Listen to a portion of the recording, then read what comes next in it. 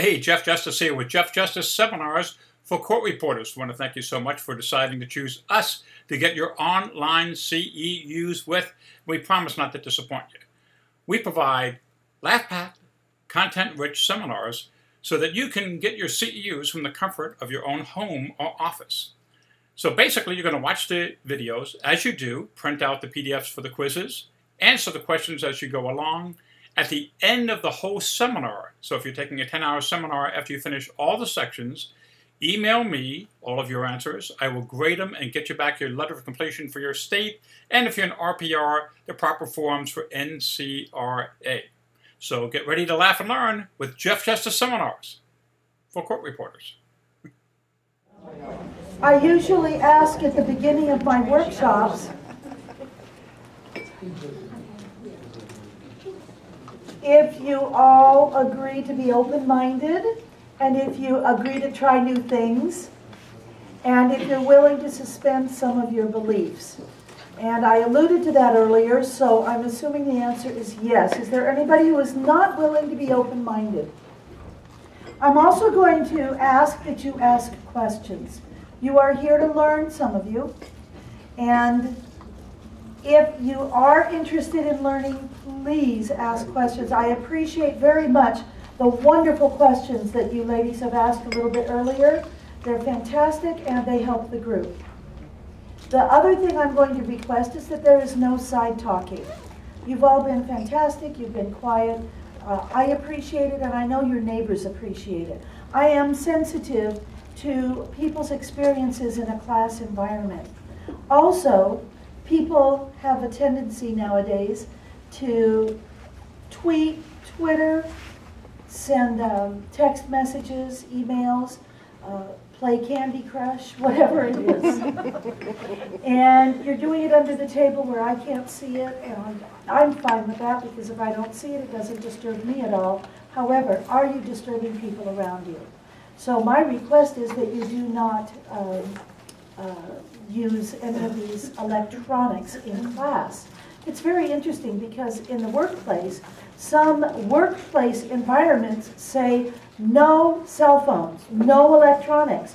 Some of them collect them and put them in a vault at the beginning of the day because, as you can well imagine, a lot of millenniums and Gen Ys like to use their cell phone 24/7 almost. And they're almost attached. It's like an appendage that they can't stop. Have you ever gone to a restaurant and observed people? How many of them talk? Where's the conversation? What's sad to me is that these folks have not developed social skills. They have not developed communication skills. And it's just how it is. And in one workplace, there was a mandate that no cell phones were allowed during the workday, and then they changed the rule. Then they said, okay, the young people can, well, anybody can have their cell phones during the day in case there's an emergency. Well, guess what? What if there is an emergency? When I was a parent of young children, if there was an emergency, they'd call the school would call me, and I would get the word. There are ways to communicate if there's an emergency. You don't have to be like this 24/7. Anyway, so my request would be that we do not use electronics.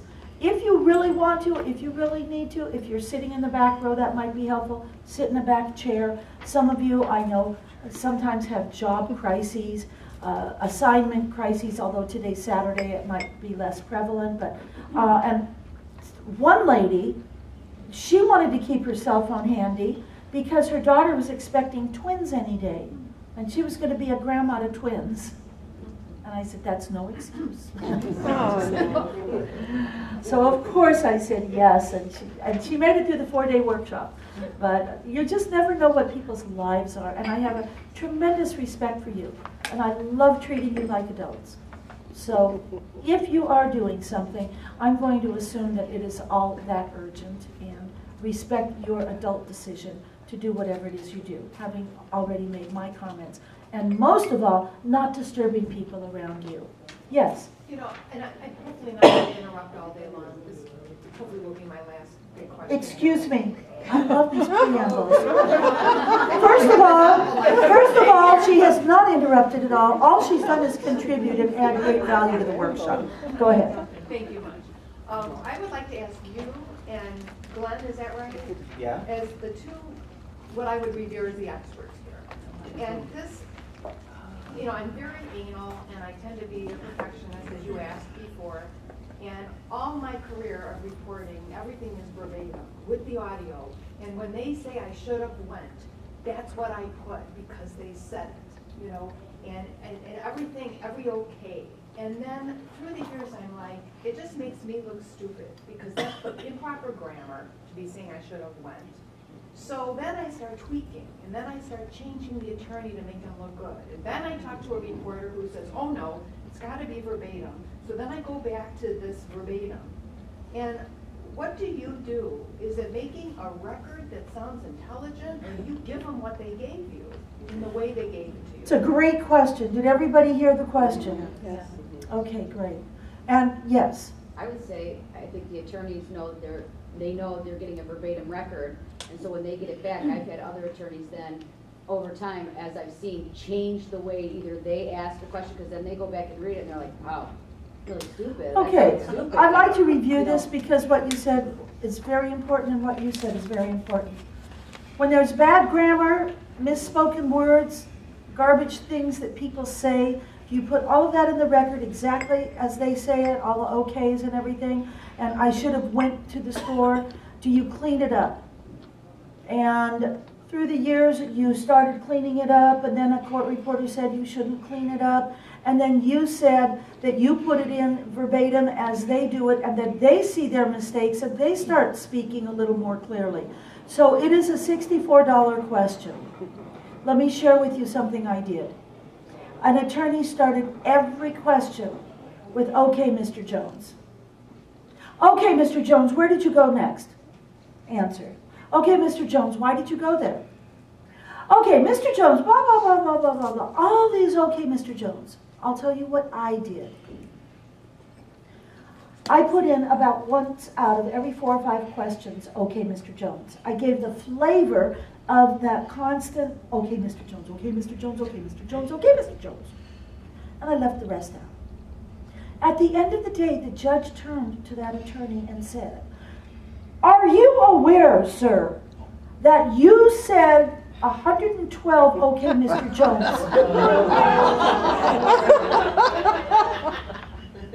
What did I do?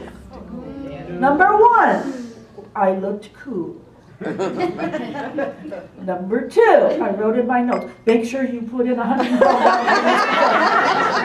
I put on my worksheet, be sure to add 112, okay, Mr. Jones. I put on my paper notes, make sure you add in 112, okay, Mr. Jones. So there you go. I cleaned it up and I did that. There are times when attorneys have keywords, like all right, or alrighty. They do a keyword search for all right. If you leave out some of their words, are you disturbing their work process? It's a new world today. You see, in the olden days when we went to school, we never heard the word keyword search. We do numbers 1 to 10 in words and the rest in digits. Why? That's what I thought. Nobody knows why. My friend, who's one of the top captioners in the country, Catherine Parker Reike, when she started captioning, it was too much trouble for her to follow those rules. She's like me. She's a rule breaker. No, I'm just playing with you. But the thing is, she decided that all the numbers come out in digits, period, end of statement. And if they went to the store 6 times and she gets a digit 6, how many of you think she got in big trouble? Of course not. What's important is that the 6 is the accurate number. Don't write it perfectly S-E-V-E-N when they say 6. So she's chosen to change everything to digital numbers. And attorneys have told her it's so great because when I'm looking at a printed transcript or, you know, in the computer, I can do keyword search. And that's what they want. They want the keyword searches. So where's the logic here? I'm not going to get into it. I'm not an English teacher. But anyway, what do? Since that OK Mr. Jones business, I have put in everything they said. I also can tell you that if you do a transcript verbatim, you are correct. Your job is not to make it grammatically correct, although I do like what I call a pretty transcript. What do I mean by pretty? Readable, flows. Whoever's reading the transcript understands what's happening. And I do have more to cover. It's in your handout, but I'd love to share another thought or two. As you know, I have a lot of interest in other topics.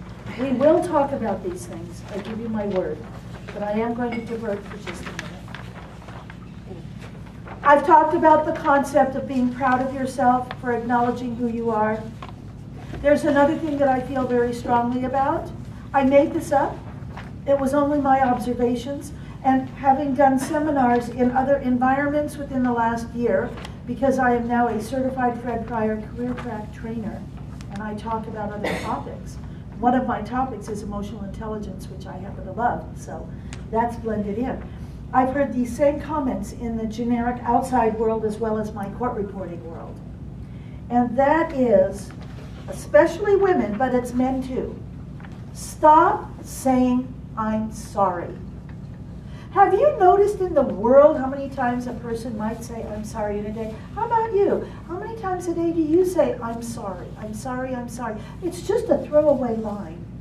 The reason I ask you not to do that, I personally believe that that little phrase, I'm sorry, is demeaning us. It's putting us under. It's making us lesser. Every one of you in this room is not lesser. Every one of you in this room is a fantastic, beautiful adult human being. Own it. Let's act it. And let's be strong. And let's develop our inner greatness. And if this doesn't sound right to you, number one, read that book, 7 Steps of Highly Effective People by Stephen Covey. There's another book I'd recommend. One of my most favorites, and it changed my life. And it's written by Don Miguel Ruiz, R-U-I-Z. Don Miguel Ruiz. The name of the book is The 4 Agreements. How many of you have read The 4 Agreements? Do you agree it's a wonderful book? Fantastic. Thank you. See? Here's your 20. I promised you're at 20. No, I practice it. It's beautiful. And I will even tell you what the 4 agreements are, even though I shouldn't and let you be surprised. But I will tell you what they are. And you can Google it. Number 1, live your word. Say what you mean what you say. My husband hates that phrase. He says things that are not that accurate. And there are times I just don't believe him. He says, but I told you such and such. And I said, I know. And you just talk. You say things, and they're not always the truth. But we get along great, because I know not to believe all the words he says. He gets to say whatever he wants, and we get along fine. We have fun. I just don't believe him, that's all. And this is not behind his back, because it's on video now. But anybody who knows him knows he's wonderful and a sweetheart. And he comes to almost all of my live workshops. So, right? Absolutely. Absolutely. Number 1, say what you mean what you say. Make your word count. Make your word meaningful. If you give your word, I don't say I'll call you tomorrow, unless there's no question that I will call you tomorrow. I'll do my best to call you tomorrow. I hope to remember to call you tomorrow. If I forget, forgive me. Give yourself leeway if you're not going to do something, but make your word important. Number 2, don't make assumptions. Period. Don't assume. That's a big one. Number 3, I forget. Yeah, let's see, wait, I got it, it's right there. So no, don't make assumptions. Oh, I got it. Don't take things personally. The biggest one. It's huge. Don't take it personally. My brother apparently fell in love with a lovely lady. My cousin in Texas calls me, hi, my nickname is Cottontail. Hi, Cottontail. Hi, Cousin Willie. Are you going to the wedding? What wedding? Ronnie, he's getting married. I didn't know that. I never got an invitation. I called, spoke to his fiancée, and I said, I did not receive an invitation. I'm supposing that it might have gotten lost in the mail. Oh, I think we have your wrong address. I have no problem with that. I expected that I would have been invited. Of course, they had the wrong address. Okay, I'd love to come. They sent me an invitation. And what if they wanted to exclude me? What if they meant it? Well, actually, we had a limited number and we aren't inviting you. No problem. I wish you a fabulous wedding, not to worry, and just if you've got my correct address for future reference, that's great too. And I hang up, and I'm fine. How many of us are fine? We can choose to be fine. Now, it turns out, yes, they did accidentally. I didn't get it. But I don't take it personally.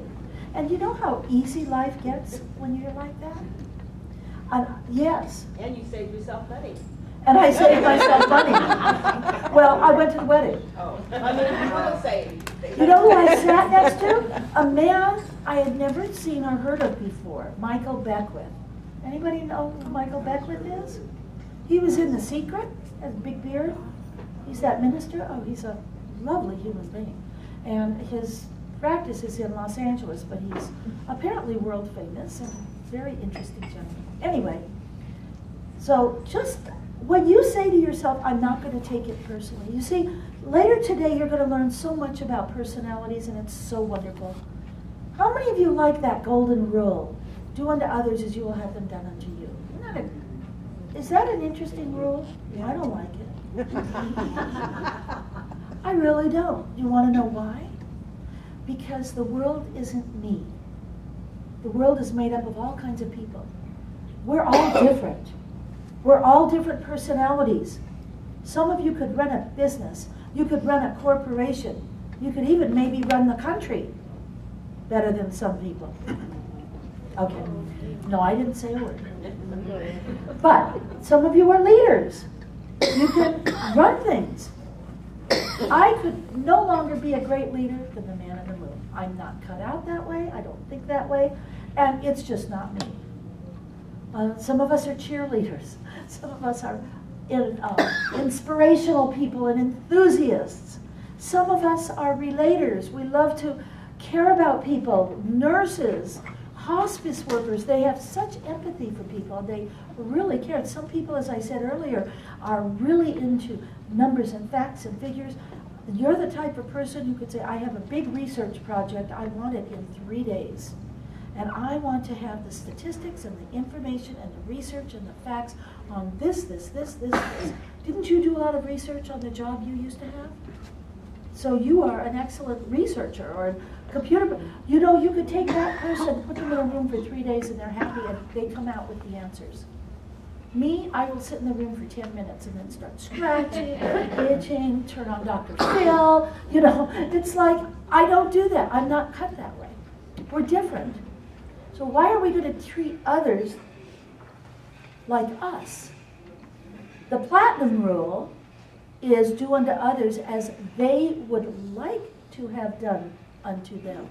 So the key is when you figure out who people are and how they operate and talk their language, you're going to end up in a lot better place in the end.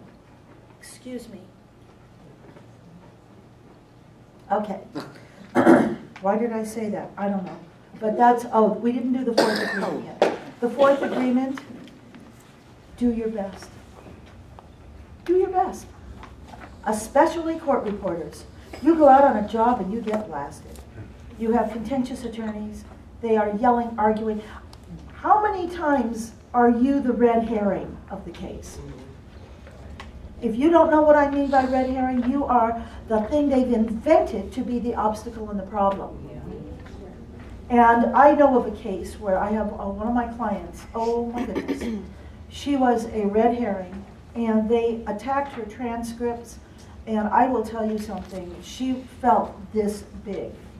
But she hadn't read the 4 agreements, and she hadn't read the 7 habits of highly effective people. And if she had read them and believed them and worked them, you know, this is called working on yourself. When you do that, you're okay on the inside. The outside will do what it does. There are times we have fabulous days. There are times when we have horrible days. It's all part of the mix. And when we can stand tall at the end of the day, hold our heads high, be proud of who we are on the inside, and not fill ourselves with garbage self-talk. Worthless.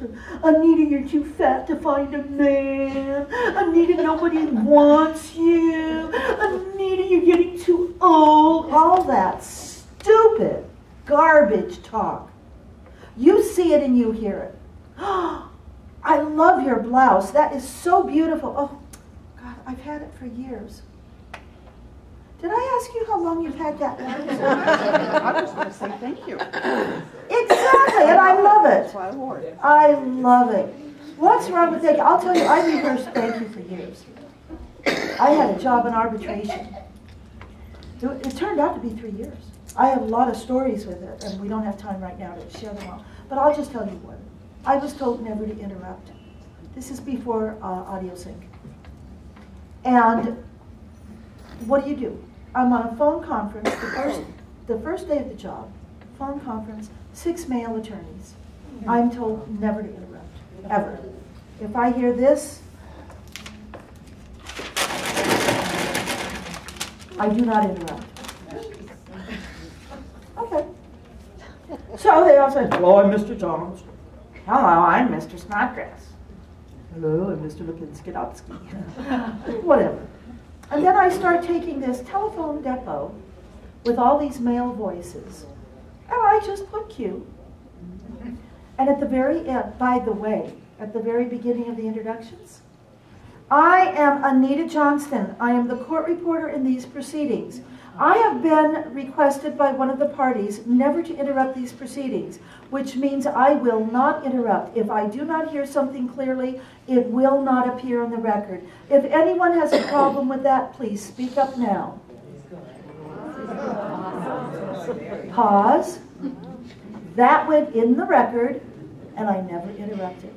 I didn't know it, but it was an arbitration taken at JAMS, and it turns out that it was a 3-year job that I was on. About 1.5 years into the job, the judge and I were sitting and visiting. It's Christmas time. I had brought some cookies, and we're just having a nice little visit, talking a little bit about the attorneys. You know how you do. And he says to me, by the way, Anita, I have to, JAMS, right? Retired judge.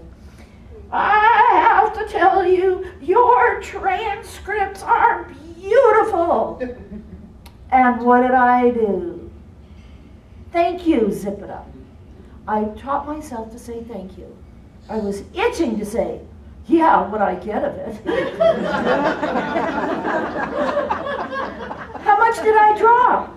I don't know. Did I drop a page or 2 pages? I mean, I don't mean at one time, but a sentence here, a few words there, you know. Well, I have to tell you, in one of the pages, it said Q. Blank. Answer. Yes.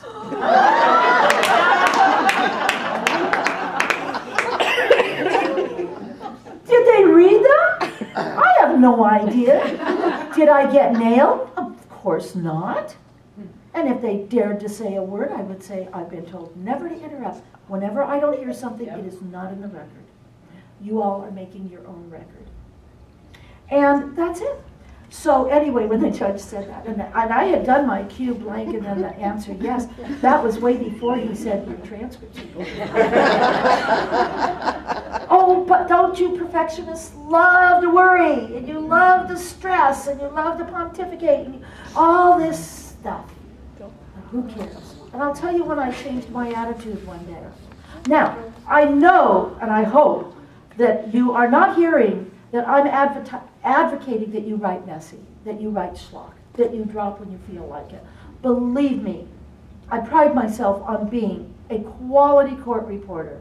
And I love our profession. I love the very best we can do. I happen to love the English language. And we are a rare breed because look at the world today. the Twitter and the tweet world. It's sad. Our English language is deteriorating into pure garbage. And teachers who are teaching school, you know, have you ever listened to their English? It's just pathetic what's going on out there. Anyway, so I do have a great love for the highest of quality and the very best we can do. And I hope that you'll believe that and we'll move on. Because I'm taking that as our foundation. I would never tell a brand new court reporting student the things I tell you. Really I would. We've been overtrained. We got it, how important everything is. But I'm telling you just to let go, do your best. When you do your best, then you can feel proud of yourself and move on to the next day. And take that good. We might learn. In one of our training concepts, we do, when you're talking to somebody, you've all heard the word feedback, and in a corporate environment, it's people criticize you, people do evaluations to see if you deserve a raise, or do you deserve a promotion, you know, in the corporate worlds and all of that. What we do is we do LBs and NTs.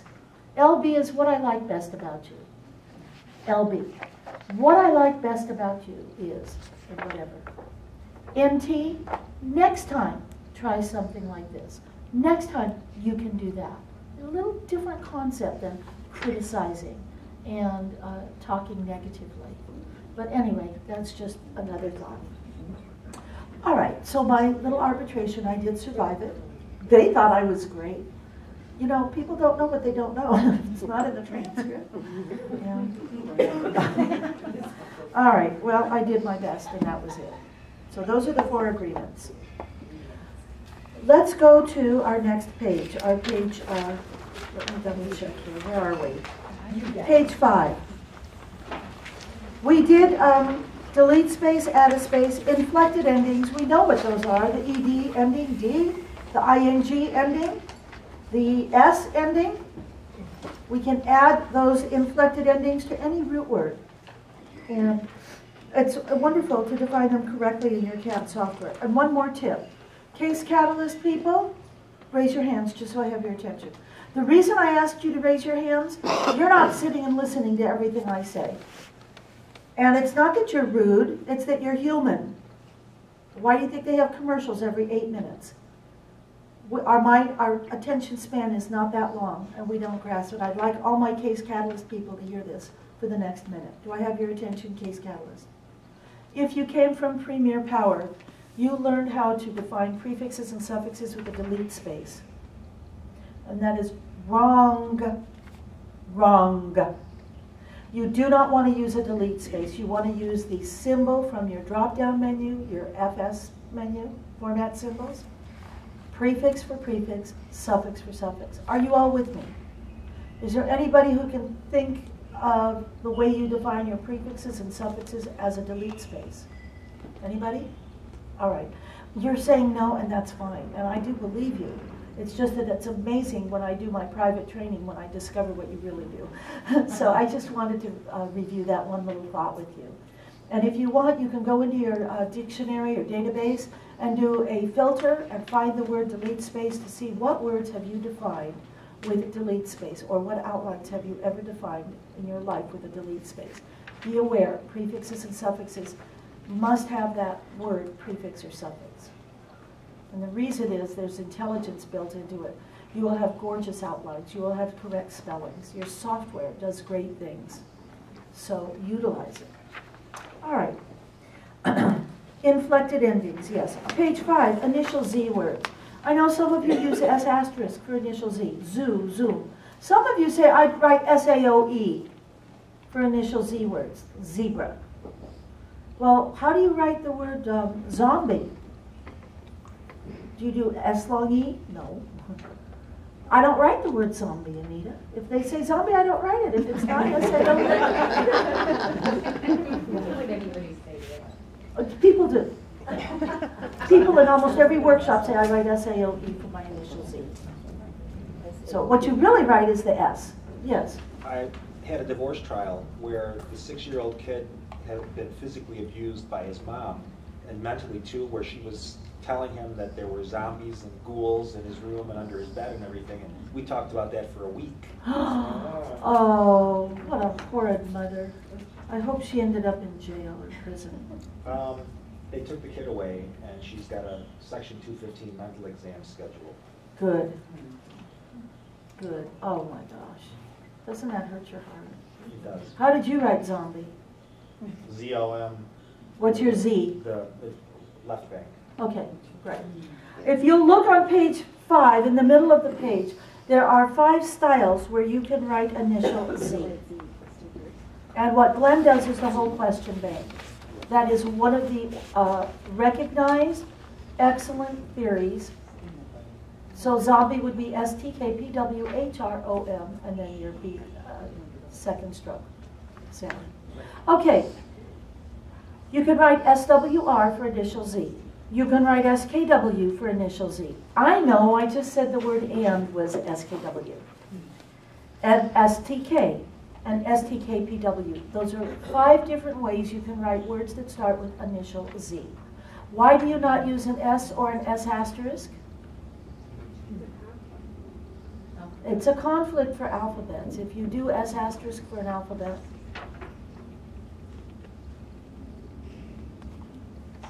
okay. So my suggestion is either you are using one of those now or adopt one of those. I personally changed to SWR. And why? I don't know. I just did. It really doesn't matter which one you use. Somebody once said to me, but I write somewhere that way. I can't do that. Well, wait a minute. Wait a minute.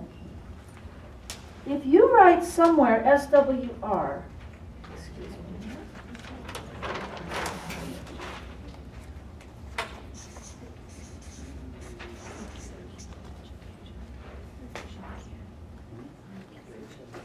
How many of you write the word in TPH?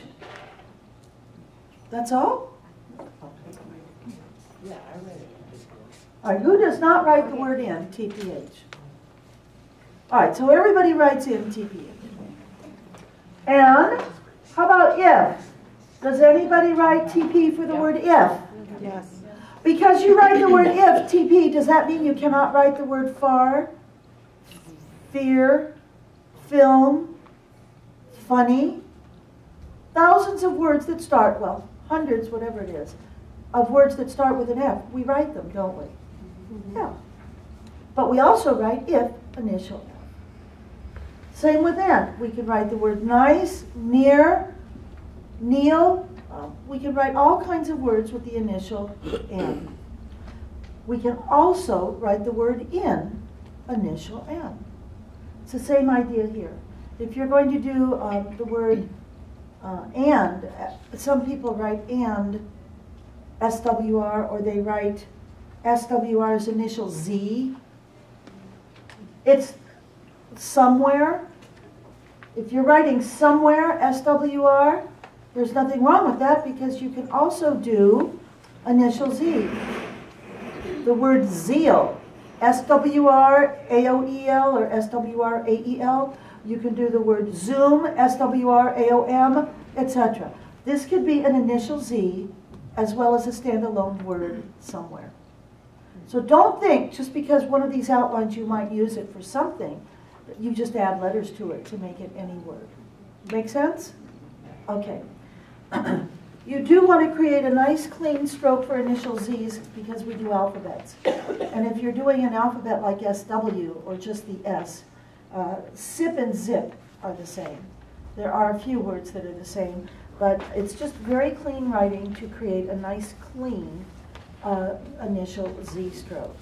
Then you could become a zombie expert like Glenn. All right. Oh. Okay. Prefixes and suffixes. You can read this and be aware that there is a distinction between a prefix and a word beginning. They're not the same. A prefix is any outline defined with a special stroke to append to the next part of the word, or the root word. DIS, words, outlines like that. Word beginning is the beginning of a word. Gee, Anita, you're so smart. A word beginning is the beginning of a word. Like the word table. T-A-I. Tay. That's a word beginning. We don't write tay as a prefix and then boom as the root word.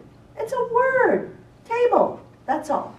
So that the same concept with the NK ending and the RK ending that we talked about earlier, and the RCH and the NCH, those are word endings. We write the word bench. We don't write ben and then ch. And we don't write church, chur, and then ch. We don't add that. It's simply the last part of a word. It's a word ending. Just be conscious of that. On page 7, there are standalone words, prefixes, and suffixes. We've offered you ideas on how to solve some of these writing problems. On page 8, alphabets. We've listed for you several alphabets. 7 different alphabets. We've also given you ideas on how to write them on page 9. On page 9, you can write an alphabet with a period, which is, chances are that's what you're already doing. You can write an alphabet with a comma, an alphabet with an asterisk. You can also write an alphabet with an asterisk R. You can actually shift your finger over a full set of keys to the left, or if you have a wide asterisk key, asterisk R. And we've illustrated many different styles of writing alphabets. We've given you some ideas here, and I cannot emphasize it enough. Know your CAT software. Chances are they have a feature where you're able to write 3 or 4 or 5 different alphabets. So know your CAT software. If you're interested in more of this, I'm sure it will be on online trainings when we spend 1 or 2 hours on just alphabets. Okay? All right. Numbers. Some of you have problems with your numbers. We've offered you the correct definition for ProCat, Case Catalyst, and Eclipse on how to define your numbers. And the single greatest thing that you can do to have cleaner numbers is to delete, delete, delete, delete, delete. The more you delete from your previous years of definition, the cleaner your numbers will be. Did you ever get something that looks like this? 5,375 chairs. That's what they manufactured last year.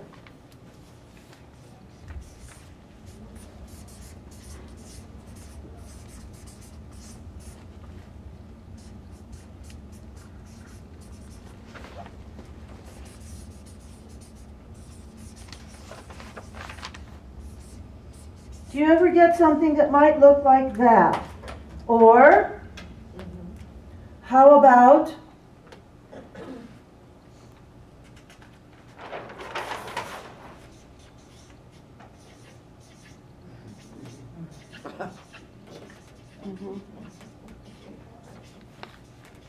etc. Words, numbers, digits, zeros, whatever it is, and the word and. You write what you hear. What you can do is delete, delete, delete, delete, delete. What do I mean? In your database, you have previously defined 5,000. I missed a 0. Yeah. You previously defined 5,000. If you delete that, you previously defined 300. Delete that. The more you delete, the cleaner your writing will be. Allow your CAT software to put numbers together. Your CAT software has done amazing, wonderful things with the ability to create nice, clean numbers. There are number conversions in Eclipse. There are number conversions in Case Catalyst. And I don't know the status of the other CAT softwares thoroughly, but I've heard that they have great number conversions also. So you do your own connection with your own CAT software. But I can absolutely tell you that Case Catalyst and Eclipse, they do a great job with number conversion. And that's the reason we're specifying exactly the correct way to write numbers in these different softwares so that you are activating the number conversions. And then in your settings, you go to numbers and make sure that you select what it is you want. We don't have writers here today. Obviously, we don't have the kind of time. I wish we had it. We could have, maybe at another time, to go over all this. But you've got the idea. Okay. And then case catalyst, that's a very specific definition. Part of it is hand-typed. These straight brackets, asterisk, capital T, small I-M-E. If it doesn't work, usually somebody forgets to capitalize the T, they forget the asterisk, whatever it is. But it is written correctly here for you to be able to do a good job. All right, single strokes for years. Folks, how about single strokes for years? You write years all the time, don't you?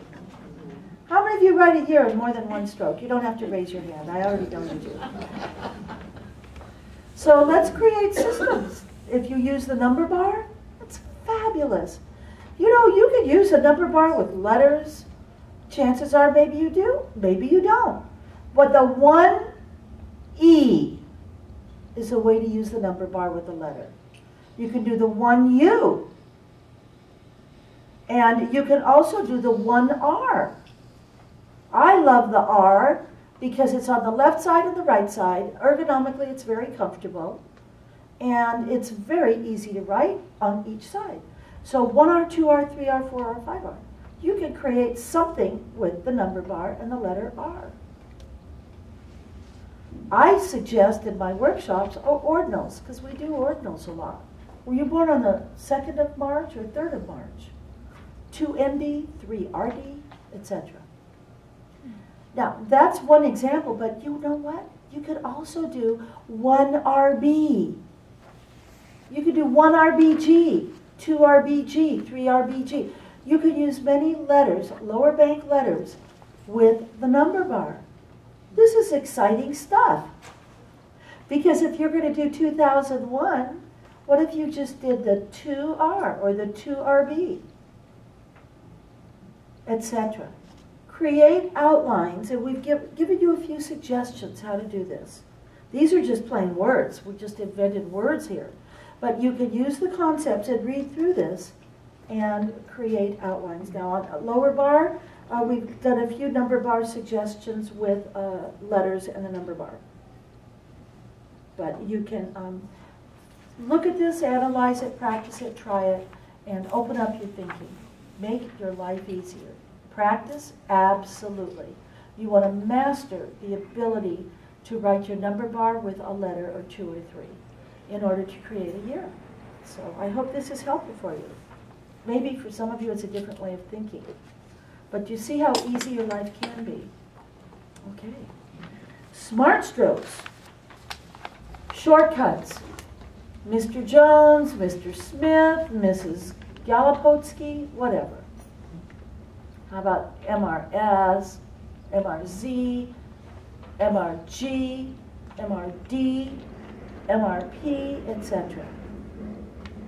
Mrs. Gregenbacher, how about SMRG? We could do Mr. Gregenbacher, MRG, and we can do, oh, excuse me. Hello? Just a minute. This is interesting. Oh, the phone didn't ring. I wonder if I just got a text. Nope. What happened was my phone vibrated thing, you know, saying I thought it was a phone call, and it was Jeff. And that's the reason I was going to take it. It's like, where are you? Are you okay? Hello? Okay. So, anyway, I don't know how that happened, but there he was. All right. And I did not butt dial it.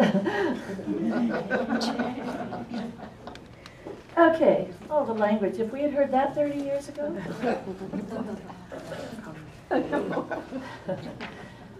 A lot of you want shortcuts. I can offer you ideas on shortcuts. They work great. I also want to tell you that it is not against the law to write a word in 2 strokes or 3 strokes. Folks, we hear so much about shorter writing, shorter writing, shorter writing. I happen to love briefs and phrases. I do like shorter writing, personally. Many of you were taught to write out, taught to write everything out. You write all your sounds. And you can be a fabulous real-time writer if you are a writer-outer.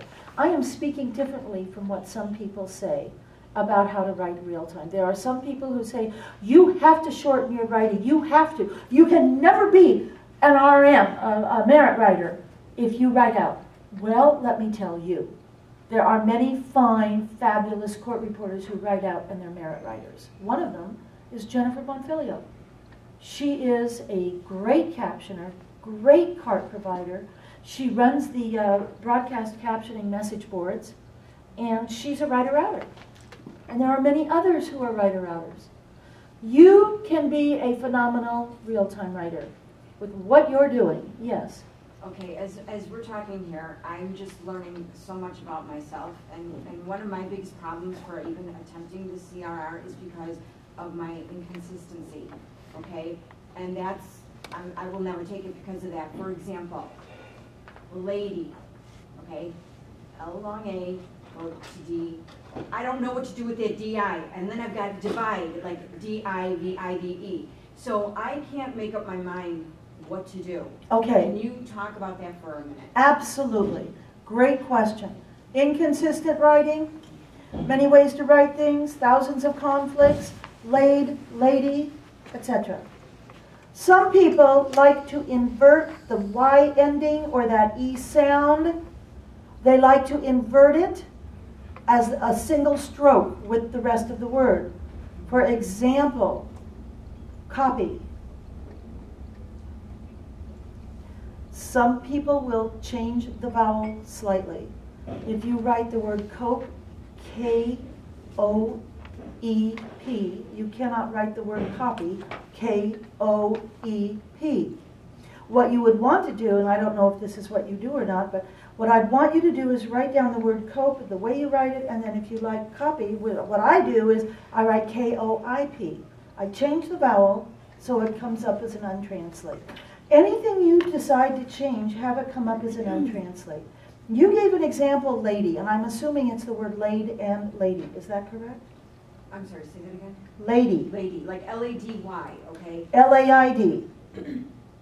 That's how you would write it. No, how do you write lady? Oh, I go L long A, and then I go back for the D I. Y sound. But, like, the problem I'm having is the way I write divide. I'll write the D-Y, D-I, and then I've got divide, D-I. Perfect. You know what I mean? Perfect.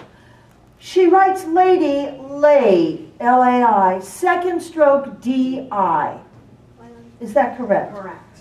Then she writes the word divide, D-I for the prefix, and then bide. And that's just one Is that example. correct? Yes. That's All right. Now, we have no time here today to do prefixes and suffixes, because I do 3/4 of a day on that. Yeah.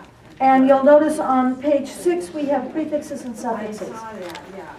The most important thing in that concept is we write DI differently. Also, how about the phrase did I? Many people phrase did I. So now we've got 3 things that are the DI. And what's the concept I said earlier? One outline, one definition. Right? Okay. So what I suggest is that you add an asterisk in phrases, DI asterisk, that takes care of one of those outlines. Are you writing DE? Are you phrasing did he? And demasculate, decompress is your DEA prefix. And you've got another DE sound for the suffix. You want to create individual sounds for, individual writing styles for every sound. And in this case, for your prefix, divide the DI. If you choose the DI, you will not do your suffix the same way. You could do something different. You can do the DOI as a suffix. You can do the D long I as a suffix, but then there's the word die, die, die, die. So we have many workarounds, and it's all listed in our longer workbooks. And if you want, you're welcome to email me or call me on the phone, and I will be glad to go through several of these thought processes with that DI, because I know that's an issue for you. And yes, I could say come to my workshop, obviously, but that's not what I'm saying. I'm saying I will be happy to help you, okay? And any of you. You all have my phone number and you all have my email address. It's on every page of my outline. Okay, well, I guess the email isn't, but it's on the internet too. Anita@anitapaul.com. There you go. But you're welcome to ask me questions. And if I'm ever too busy, I will have to put a stop to that policy. I hope I don't have to, because I love answering your question. But you will create a separate stroke. You will not write them the same. That's the bottom line. Paper. Some people write P-A-I-P, and then there are P-A-I-R-P. And that's how they will write paper. Can you think of anything else that you have a struggle with, like lady? Some people will write L-A-E-D or L-A-E-D with the asterisk, because you've got lead and lead. You've got L-A-D, you've got L-E-A-D, maybe you write E-A-L-A-E-D, you know, etc. And you want to distinguish from L-E-D and L-E-A-D. They sound the same. So we do talk about writing styles to have a distinctive way to write so that it comes out clean. And it isn't about selecting a conflict. Okay? So, great question. And if you could think of any others, jot them down. I'd love to talk to you about them. All right. So that's a little bit of the prefix-suffix department. Smart strokes, the Mrs. and Mrs. and Ms., I just told you those. What if they were saying something like this? Where do you work? I work for Amalgamated Steel and Pipeline Incorporated, Inc. What? How long have you worked for Amalgamated Steel and Pipeline Incorporated, Inc.? I've worked for Amalgamated Steel and Pipeline Incorporated, Inc. for about 12 years. Did you ever decide to leave OIG? Actually, I did. I left OIG and I went to Hewlett-Packard. Did you stay at Hewlett-Packard? No, I went back to OIG. OIG is a wild card. What does it mean? Anything you want. And it is not predefined. It is just plain old OIG. It's a wild card. O-I-G. If you think that looks goofy in real time, let me tell you something. It is not going to look any more goofy than the cockamamie way you wrote Amalgamated Steel and Pipeline Incorporated Inc. at 295 words a minute. OIG. The beauty of OIG is that it's one outline, easy to remember. It is easy to global. If you've written OIG 17 times before you could define it, OIG, OIG, OIG. The minute you define it, the definition goes up and down. Beautiful. I don't know if you're like me, oh my goodness, like Mr. Brzezinski, I used to write, you know, Mr. Brzezinski, where do you live? Mr. Brzezinski, how long have you lived there? Mr. Brzezinski, where did you go to school? Mr. Brzezinski. And then it became nothing for a while, and then they said Mr. Brzezinski, Brzezinski. Wait a minute, I have a brief for that one. So, Mr. Berber, how many children do you have? Mr. Berber, when did you get married? Mr. Brzezinski. Mr. Burski. Mr. Burski-ski. I don't know about you. I'd end up with 15 different ways to write this poor guy's name. Folks, the idea is let's make it easy to remember and easy to global. It's about global. Now, this is the thought process. Make it nice for you. I want a global. Don't worry about who's looking at the real-time screen. Wouldn't you agree that you real-time writers, over 90% of the time, they never look at the screen? Yes, no? Yes? Yes to her. Okay.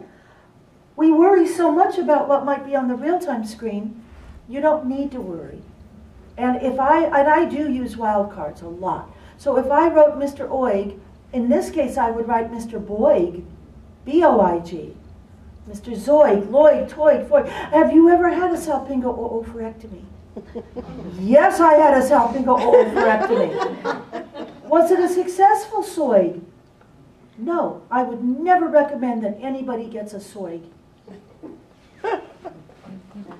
and then later you global it. Write for yourself. Make your life easier. Because nobody cares. I know, you think the audit attorney is, you write CEUs. What is that CEUs that came up on my screen? Counsel, that's how the computer writes Salpingo Ove.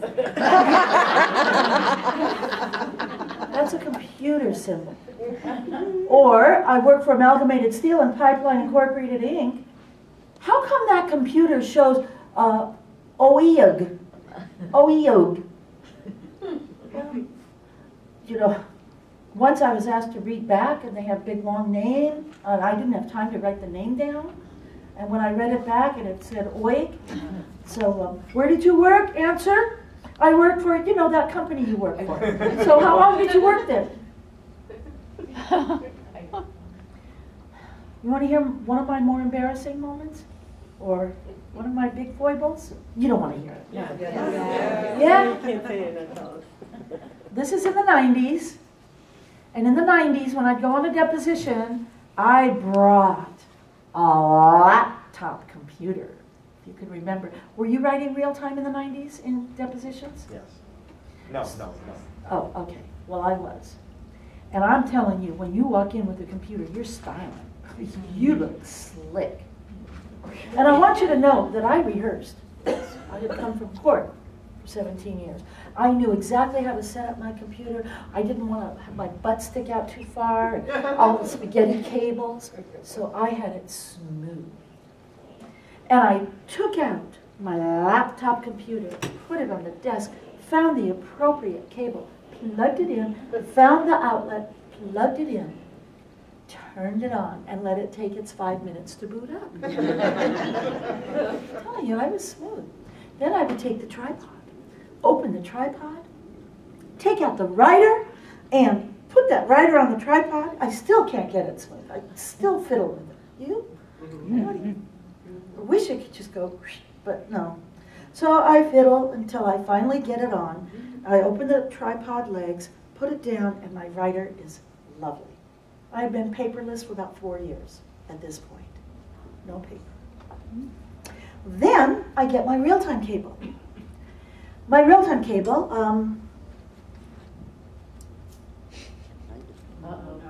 Bring it. my real-time cable. Guess who forgot her real-time cable? Guess who's writing on a Stenogram 3? Great writer. Fabulous workhorse.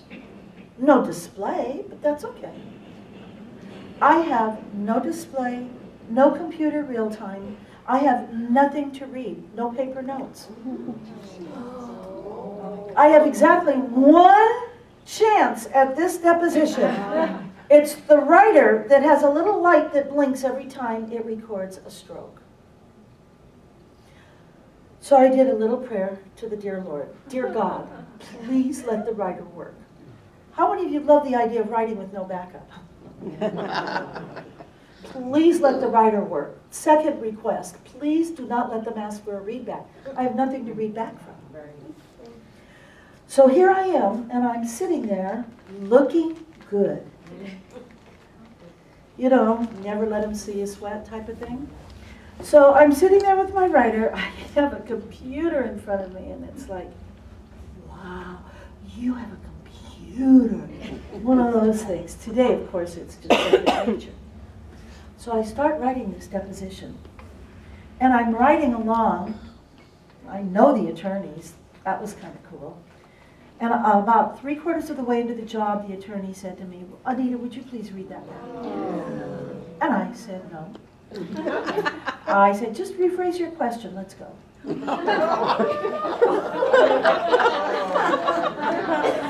are gutsy. So what do you think they did? Rephrase. Well, of course. I told them what to do. Just rephrase your question. Let's go on. If they pursued it and asked more, I'd say the computer has it, I don't. Not in my eyes right now.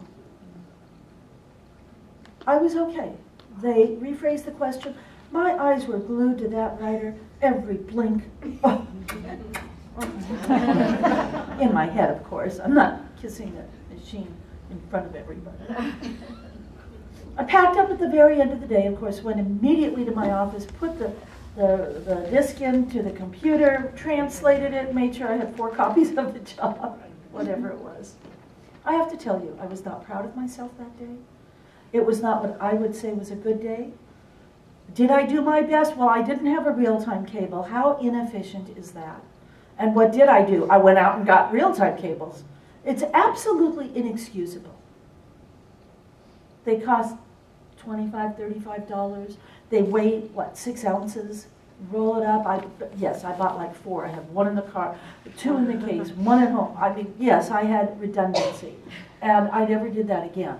But that day, I was not a very good court reporter. It happened. I survived it, luckily, and you move on. That's all. You just do your best. But those things happen. I mean, things do happen.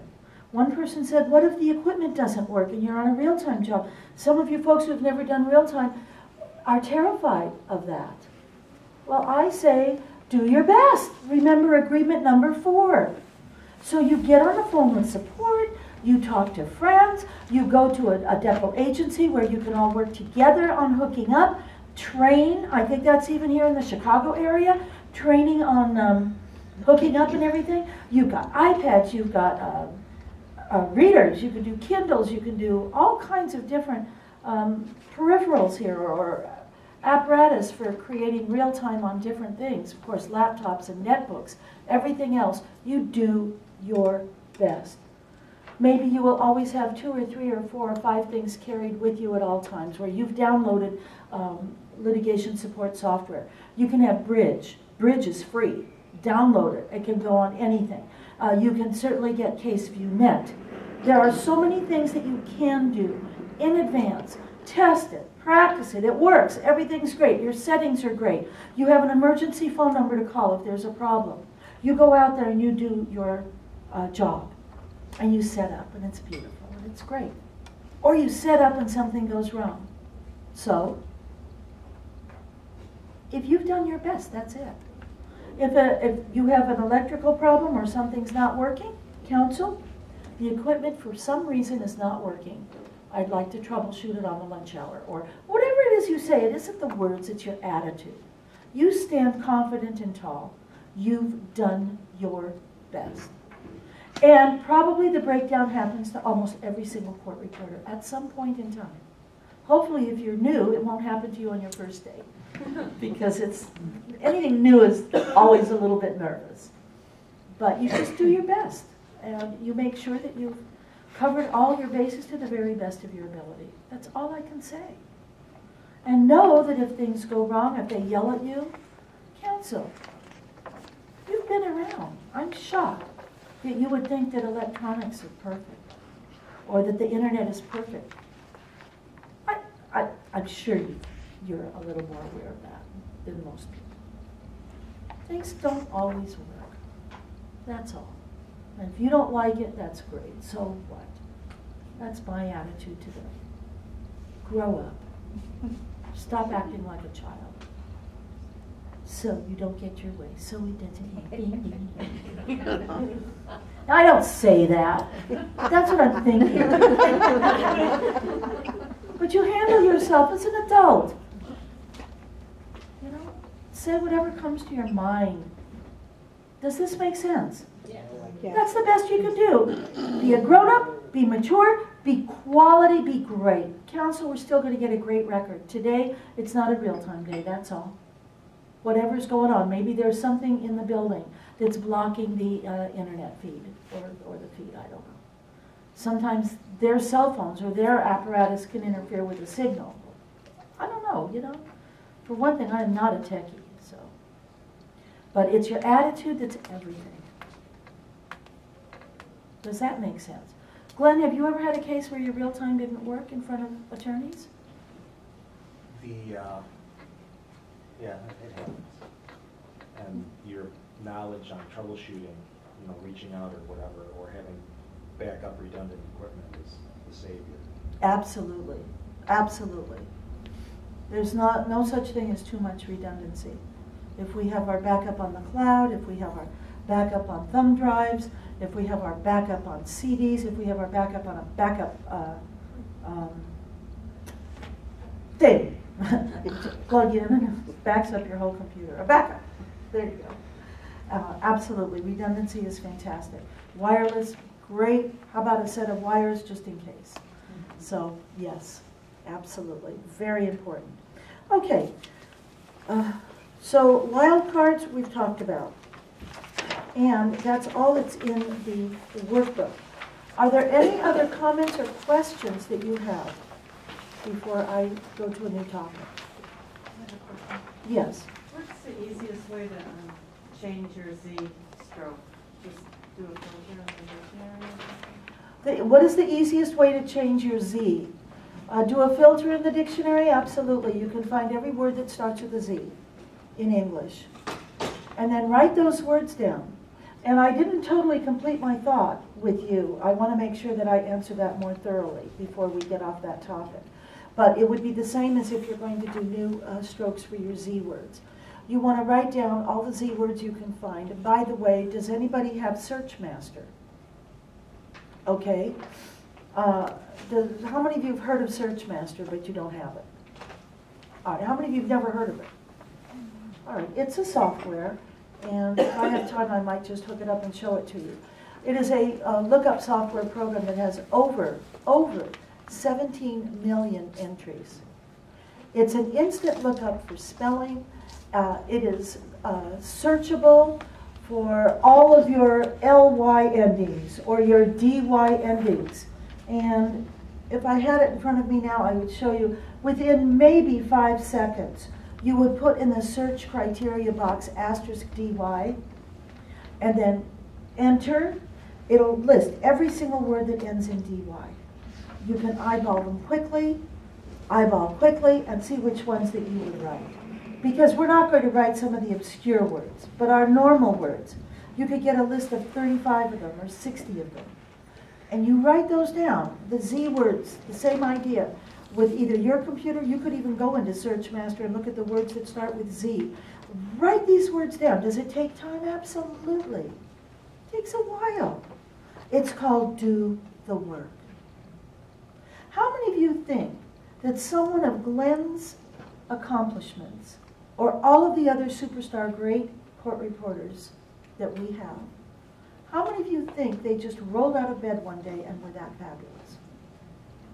How many of you think they put in endless hours of work? They did the work. And you do the work. You write inconsistently. Great. I do suggest you do something in the form of either going to a live workshop where you get tremendous guidance on exactly what to do with all these different words. And also with you and conflicts, there are other products out there. If you want to come to a workshop, great, and if not, that's great too. But take your conflict seriously. Find a way to think through a good thought process on solving conflicts. And start solving your conflicts. That's what some of us have done. Some of us are conflict-free. We don't get that way because we just rolled out of bed one day. You do the work. You take a list of your conflicts. You can do that. You can list. I have one student of mine, she had 938 conflicts. And what we did is we wrote them out. And she would write. Now, some conflicts made sense to write this way and write that way. There wasn't work involved. But others, she'd have to develop a writing style and a way to do it. And what did I say? All of this is like eating those elephants. One bite at a time, one outline at a time, one clarity at a time. You take one thing that you do inconsistently and you work on it. You do the work. I've offered you a few ideas. Yes, there are workshops. There's the real-time coach, although they don't get into how to write. They do other things, but there are many materials online. You might find some for free. If you do come to my workshop, we take these categories and we go through them in great depth and detail. You get a full workbook, that type of thing. But the thing is, take it seriously, one outline at a time, write it down in a book. You can get my Verbatim book, you can get your own book, do any book you want, a book that you write in consistently and you review every day. And I don't care if it takes you a week to master one outline. That's great. It's all about celebrating whatever it is you do that's good. It's an accomplishment and it is wonderful. Make sense? A lot of work, I know, but don't think about it like that. Because when you think about that English language, I mean, it's crazy. Wound and wound. Wind and wind. How do we teach strangers our silly language? There's so much to learn. And so that's part of the work that we do. And the more you do the work, the happier you're going to be in the end. Give yourself 6 months. Give yourself a year. That's all right. It doesn't matter how long it takes. Right? You've been working on this for a long time. How you doing? What? Abided in time. Okay. And we might never arrive. Isn't it cool to make a living even if you never arrive? I'm still amazed with the technology though, you know, because I've been recording 30 years, so the technology just still amazes me. Because I was a manual writer, not even an electric writer. Paid $70 for my first. Oh my goodness. It's wonderful. Wonderful. Okay. Are there any other comments or questions? Yes. Well, you know, with what you were talking about changing conflicts and whatnot, it really, really helps a lot if you talk to people you work with and all these court reporter forums. What we started doing, I mean, we kind of like, you know, take something that came up in a medical deposition and say, okay, how would you write this instead of 8 strokes? You know, things like that, and how would you shorten it? We've been using that OIG for a very long time, and that is phenomenal. You like it?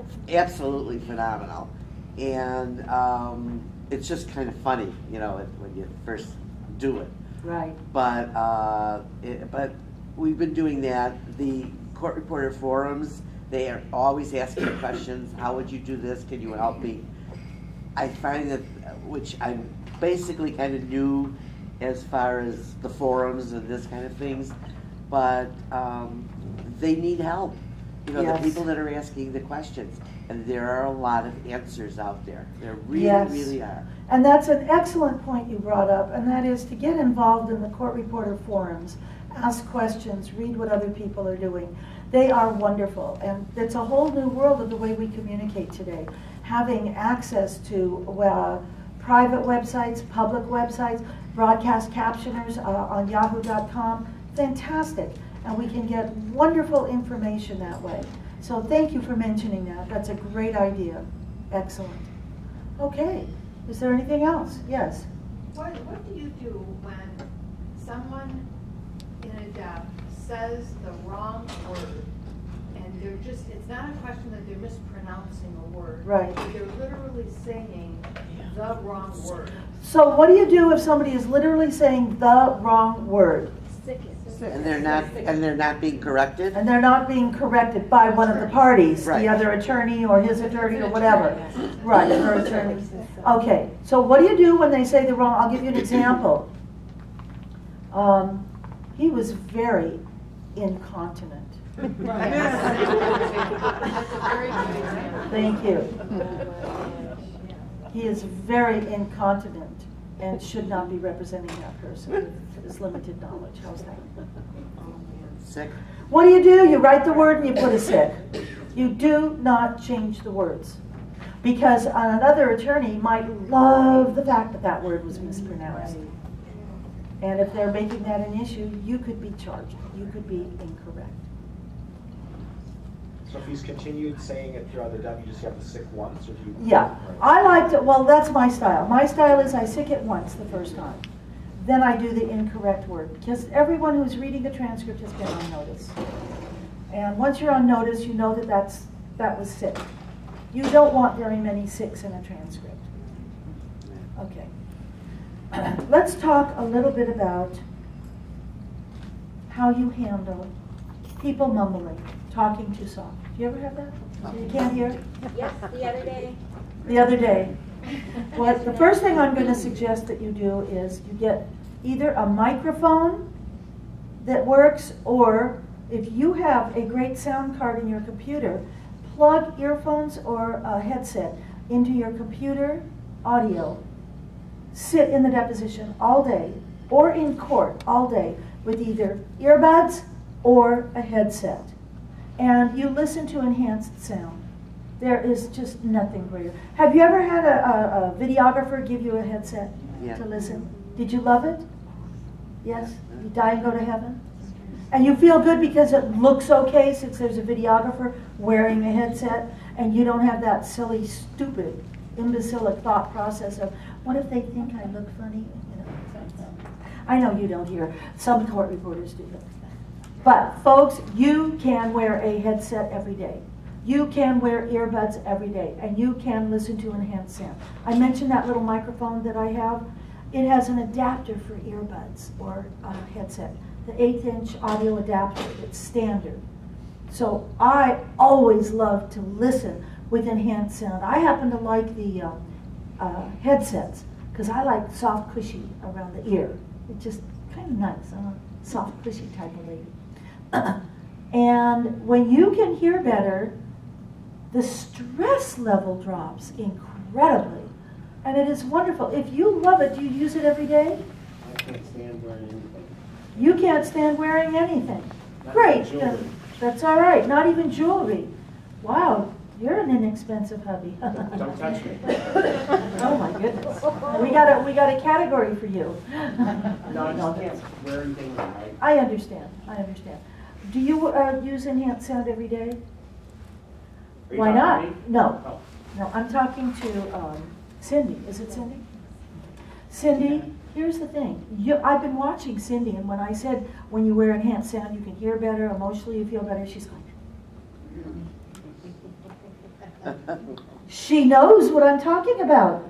And my next question is, why aren't you doing this every day? Why don't you give yourself a gift every day? So, from here forward, you can do that. And you will be very happy. And if any of you do think you might look strange or weird, get over it.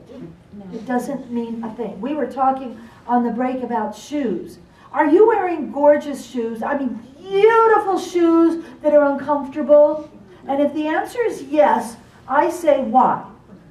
Who cares what your shoes look like? I mean, you know, I know some of you, I have friends who are shoe horses and they've got 6-inch stilettos and they really are fabulous. And I'm not going to criticize if you're always uncomfortable, but the thing is, you know, it's just like, why? How many of you care if my shoes are comfortable right now or not? You don't, well, you'd like me to be comfortable because you like me. I'm a nice lady. So, you know, yeah, I want you to be comfortable. I want you to be comfortable. That's all. So are we comfortable? What do we do to ourselves with this? You want to hear better? Put the earphones on. You will be a very happy person. Now, nobody's going to say a word to you because it's none of their business and they don't even see it. They see it like the shoe business. But I know the odd 1 in a million attorney will walk up to you and say, why are you wearing earphones? Well, because counsel, if people like you would speak clear, I wouldn't need to. I don't know. That's a smart answer. And you don't want to be smart, but just it helps me to hear better. I don't know. Say your own words. What's important is not the words you say. The importance is the demeanor. That's all. It's not, well, counsel, I mean, sometimes I can't always hear good and it helps me, but I mean, if you'd rather, I could take them off. I was telling you, listening to your iPod. There's no more I'm sorry mentality, folks. So you wear something because you like it, that's exactly what you do. That's all. Yeah, and if you're listening to music on your iPod, then good for you too. You can do that too. I don't care. It's none of their business. You know what, counsel? You can get a better record when I can hear. What a concept, right? That's all. But they don't say it. It doesn't happen. Okay? So, make your life easier. Give yourself a wee tiny bit more joy in life and hear better. So, but here's what I do. So they're mumbling. And even with the earphones, I can't hear because they really mumble. You know, or they have a speech impediment. Ooh, okay. So here's what I do. But you don't do this with a speech impediment. With a speech impediment, you do the best you can, and you honor the person. And obviously, we've got to be tactful, and we've got to be kind, and we just do the best we can. And it's not easy. That's all. But if somebody's just mumbling, talking softly, you know, talking, you can't quite understand them. Here's what I do. Excuse me. Please speak up so I'm able to hear you. That's all. You know, I have one gal, Dorothy, from Baton Rouge, Louisiana. She goes, speak up! That's how she talks. Just speak up! I have a bad ear. This is my good ear. Speak up. She had brain surgery. She woke up with a splitting headache, goes to the doctor. He sends her to the oncologist. 2 days later, she has brain surgery. Big white bandage over her head. They send her home in 4 days, and the doctor says, you don't work for 6 weeks. She was blessed and lucky beyond words. The right side was weak. She had a crooked smile, but the feeling came back in the right side, and she was able to write. 2 weeks later, she goes on her first depo since the brain surgery, sitting in her chair. Who's the witness? Her doctor. He goes in and he said, what are you doing here? Trying to keep a court reporter down, right? Non-existent. So she turned her chair, and she turned it like this. And she said to the people, the attorneys, speak up! This is my good ear. Can't hear out of this one. So just speak up. And what did they do? Of course, they spoke up. She told them to. Yeah. Nah, that's only She's a real cutie. 5 seconds. It never lasts that long. No. Dottie Moorfield. Right. Dorothy Moorfield, Baton Rouge, Louisiana, merit writer. Fabulous person. And is she gorgeous today? I saw her recently. Oh, you know, obviously she's many years older now. Dressed impeccably. I think she wears only St. John suits. I don't know. I'm just making that up, but I'm just saying, just gorgeously dressed. Beautiful.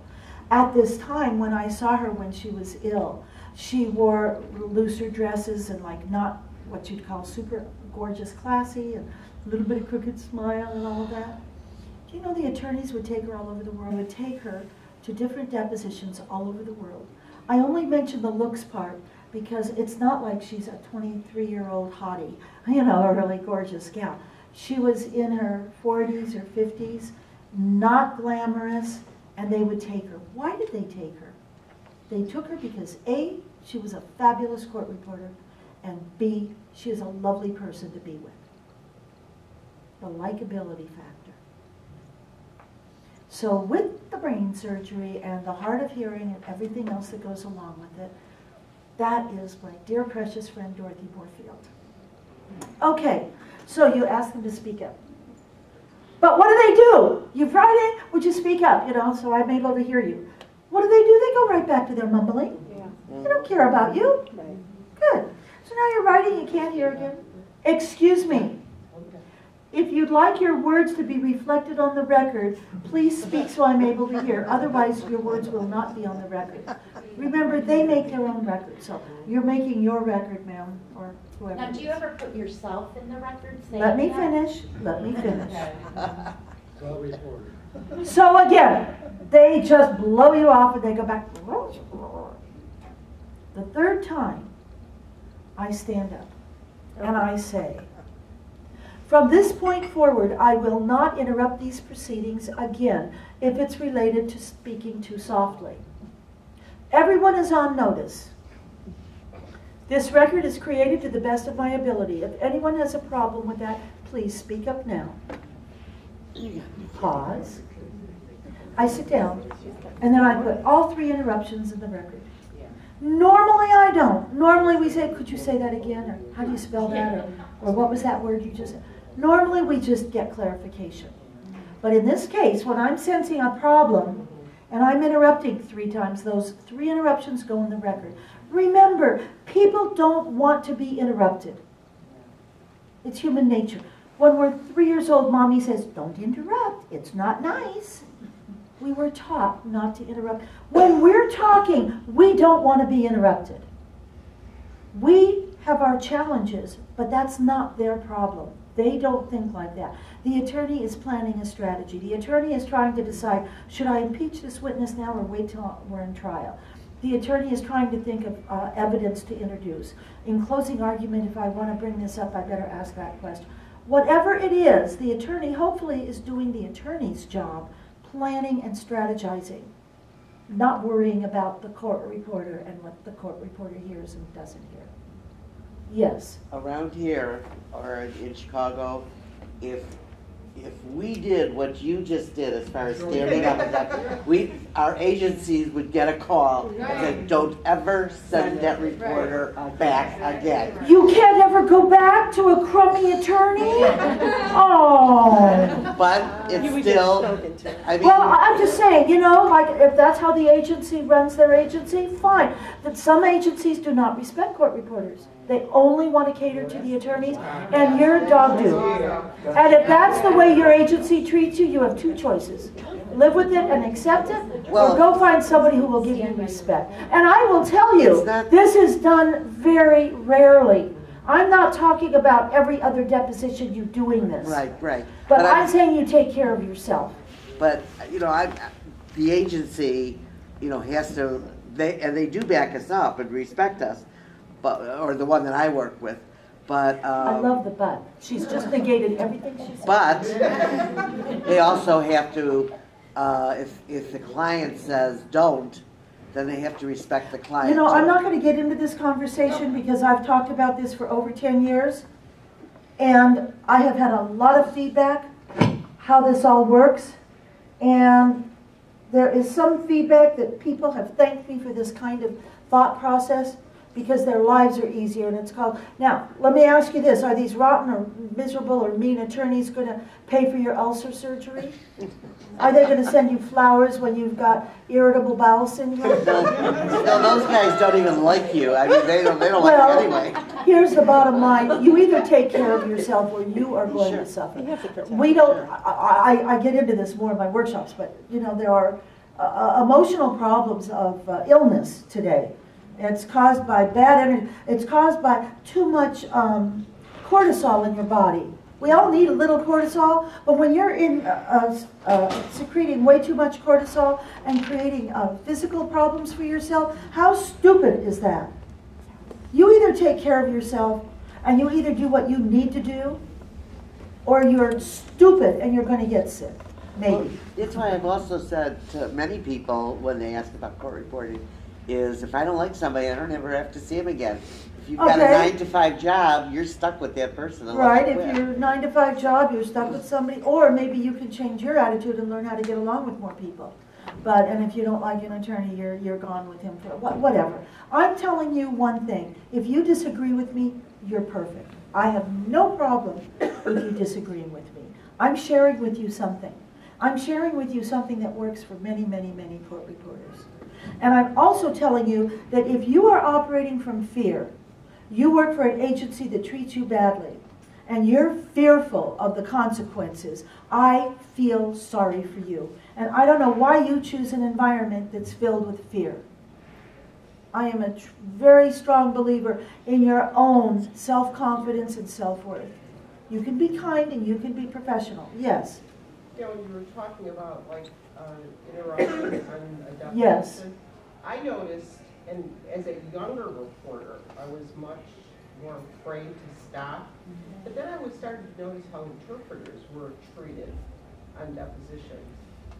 And they could ask the attorney very easily to repeat a question, no problem from the attorney. Court reporter asked either to speak up, and it was a different kind of dynamic that would go on over there. So I just started acting just not aggressive, but just more matter of fact, like the interpreters. The interpreter needs clarification. Attorneys don't even blink an eye. Court reporter asks for something to be repeated, and they look at you like, where are you coming from? You know, like, what's wrong with you?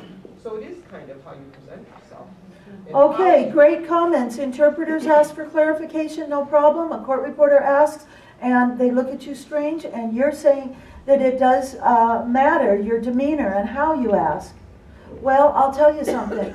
I have never had an attorney call and say, don't ever send Anita again.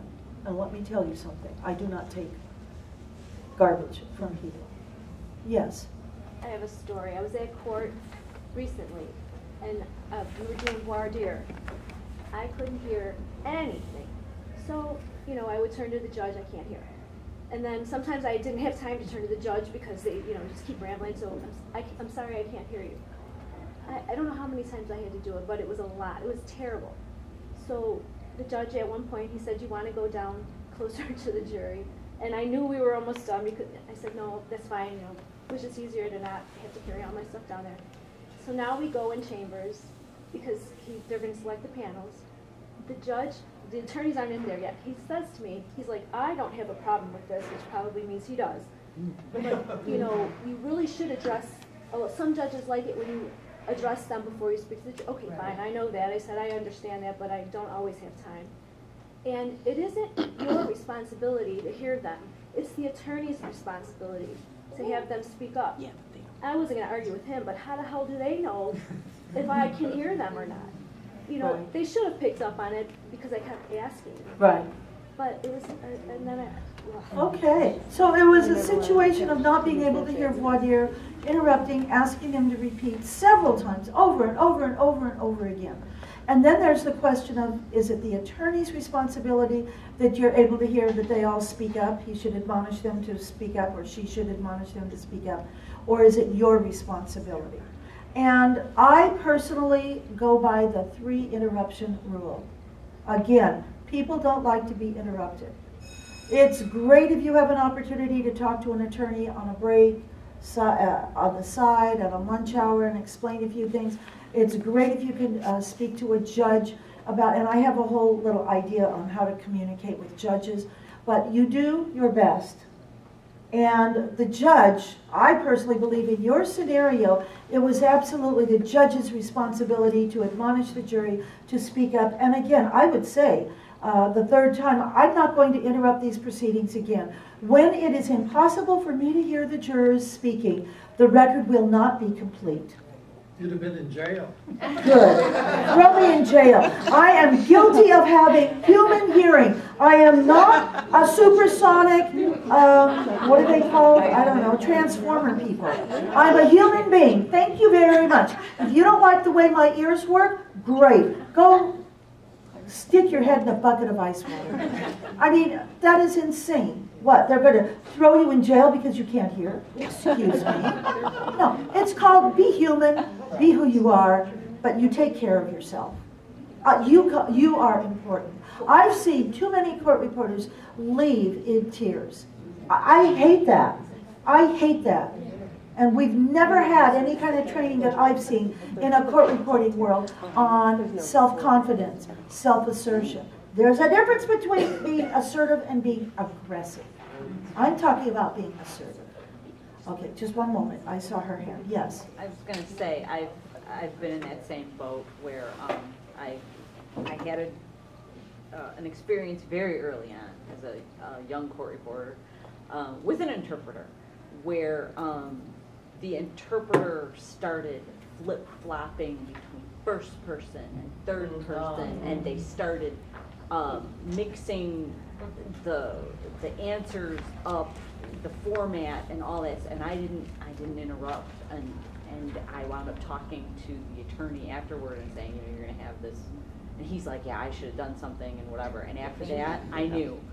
I had to stand up for myself, and I was never afraid to interrupt if I couldn't hear, and I had the same kind of thing with judges, where, I would try to talk to them, and sometimes it just goes by too fast, and, I don't like to be putting inaudible or anything like that, and so I would interrupt. I would interrupt as many times as it took, and eventually I would do it, I would try to be very polite about it, and if they said anything to me, I would always say, hey, I'm here to protect the record. You say protect the record, and you stand firm on that. You just keep invoking that and keep invoking that, and eventually they will respect that. It's one of those things. You are going to always have the chance of running into somebody who's just going to be a jerk about it, and then, like you said, it becomes, it's you or them. It's you. You're going to be the. I love it. You're going to be the person, because you have to be responsible for yourself. Yes. And, I mean, I've had judges try to make me, they try to make me take something for somebody else. wasn't our client. And he like called me out like right there, and I was like, no. Okay, let me just make sure that everyone's heard what you said, because it was great. And it was about when she couldn't hear, she would ask them to repeat many, many times, because if an attorney complained about it later, she would say, I am here to protect the record. And that's her magic phrase, and that's what worked well for you. And that's what I was taught in school. And that's what she was taught in school. She's here to protect the record. My experience has been when you interrupt a lot, it irritates attorneys. I've heard judges or attorneys say, don't send her back. You know, I don't want to be interrupted all day. So that's the reason I'm sharing a different approach. But your approach is excellent also. And I have a lot of respect for that. So when you're here to protect the record, and that's what you say, great. And if you interrupt 10 times, if that's your style, great. Do what works for you. I will tell you, I don't know, I've just never been banned from a reporting environment. But I will stand up for myself. I will not tolerate abuse. There was a time once I said to an attorney, he was very rude. I know, you've never had a rude attorney, have you? But he was very rude, and it was some snotty comment about, oh, you court reporters, all you do is gouge the system and you make so much money. You even make more than the judges sometimes. Well, I'll tell you a few things that I would say. One thing I did say was, counsel, I'm shocked that you would talk or even think that way. That is a very rude thing to say to somebody. If your mother was here, she'd be ashamed of you. And if they ever ask a question that's rude and out of line, don't ever answer the question. You will go down the wrong tube. Just don't do it. Those kinds of questions are inappropriate. You are being rude. You are being inappropriate. Where are your manners? If your mother was here, she'd be ashamed of that type of a thing. In other words, address what's going on. Okay, I saw another hand. I was just going to say, you know me. I've done mostly public hearings for 30 years. I started in the early 80s. I was a scared young court reporter, afraid to interrupt, like everybody is, you know. But I learned, because I'm mostly in a public hearing scenario with hundreds of people, that you have to take charge. And as long as you're emphasizing that you're protecting the integrity of the record, like she just has spoke, I have never had someone tell me that that was inappropriate. I've got total respect for interrupting when it was obvious somebody was mumbling. I just had a zoning inspector the other day, and he always mumbles. I actually had to set him down and put the audio on his ears. We're in this huge room, and it's a casino hearing for a new casino that's going in. And I've been working with this guy for 20 years. And I had him sit down. I said, Darren, you got to listen to this. You're mumbling. And, this is important. This is going to the news. It's all over the papers, And I kept interrupting, because when I needed to, I did. And I can honestly say in 30 years, I have never put out a transcript that I'm not proud of. And there's been rotten ones, there's been bad ones. We all get them. But if you don't stop that person and get the record, who does it reflect on in the end? Right. And like she said, they just keep doing it. You just put it on the record. But yeah. And the same zoning board talked about my haughty girlfriend who covered for me while I was on vacation. To share this story too, because I'm 50 and she's 40. She's a little hotter than me, obviously. So they were talking about how she was easy on the eyes. I had to share this when you're talking about younger. There's always somebody younger out there. So they all come in and they said, "Were your ears burning?" I said, "Court reporters here are really good, and I heard what you guys were talking about. I've worked for them for 20 years." But I said, "I just want you guys to know," and this is something I would have never said before I came to an Anita Paul hearing. I said, "There's a lot better zoning boards looking zoning boards out there than you guys do." Laughing. They were just besides it. And I've worked for them for 20 years, so I felt comfortable joking with them. But you know what? Instead of saying, "Oh, she's pretty," good for you. There always is somebody. That's fabulous. But you know what? I would have Give it done right that back to them. before these hearings or before your seminars. I wouldn't have said that. Oh. It's kind of like take charge, It's like, see, you've made me a stronger person. On the I'm so job glad you every did. day. She's with me every day when I'm sitting in that chair. Thank you. Seriously. Thank you. Okay. Are you operating from fear? Is the fear well-founded? It's part of your belief system. I'm not saying you're wrong. Not at all. I'm just saying that it's part of your belief system. And I'm telling you there are some people who have a different belief system. I don't know who you work for.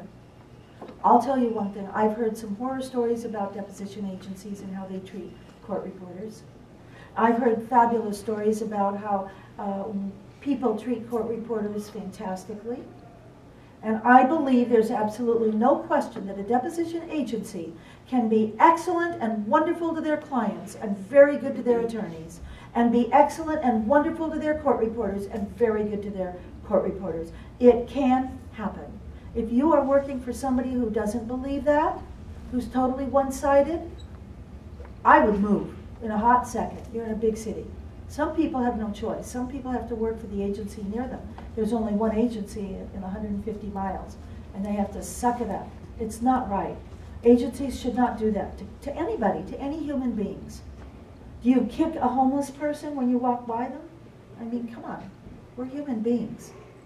Yes. I'd just like to share this, just talking about different agencies. I've been freelancing for the last 20 years, and this one agency I worked for, I reported with her before she opened up this agency. Well, anyway, I went on a job, and the attorney ordered, and after the fact, she calls me and says, hey, he says he didn't order that, doesn't want to pay for it. Well, would you know, I had it on tape backup that he ordered it.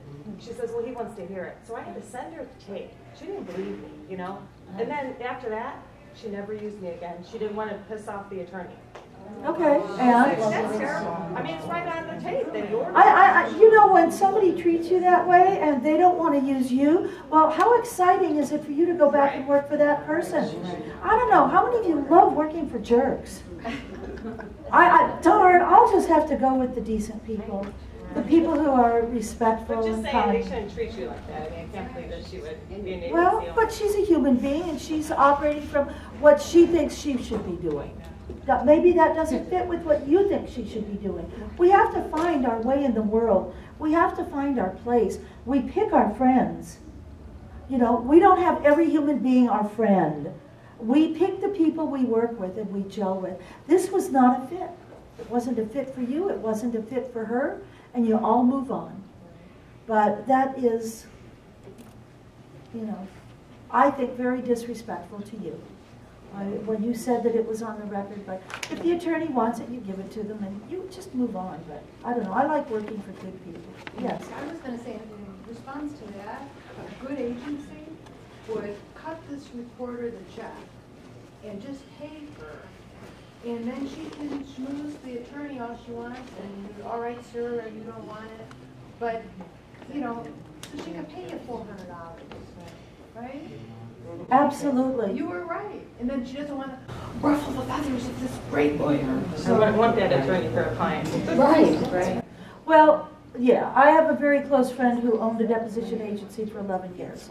And she was incredibly good to her court reporters.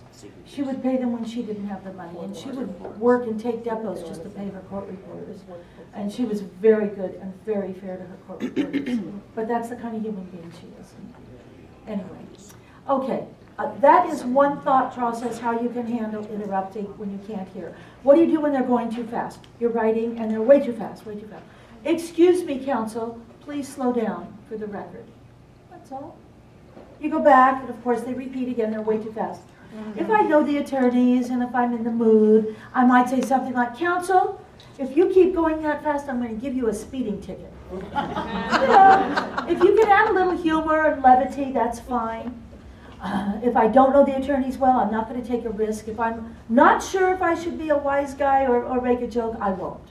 I want to be very comfortable before I extend my comment a little beyond. As you knew your people of 20 years, and you felt good to be able to give a joke right back, which is always fun. We don't laugh enough in our jobs.